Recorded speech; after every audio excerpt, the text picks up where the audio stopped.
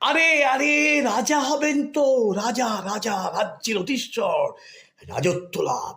জীবনে একবার অন্তত রাজ্য নিয়ে ভোগ করুন, রাজ্যের অধীশ্বর হন, রাজা হন।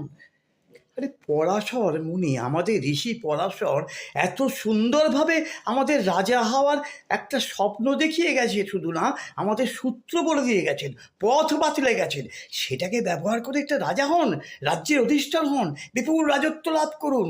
দেখবেন কি আনন্দ, কি আনন্দ এই জগতের ঐশ্বর্য লাভে। কিচ্ছু না, খালি কোণপতি কেন্দ্রপতি একসঙ্গে আছে কিনা দেখুন। কোণপতি মানে পঞ্চম নবমপতির গ্রহটা এবং পঞ্চম নবমপতির নক্ষত্রে কে আছে।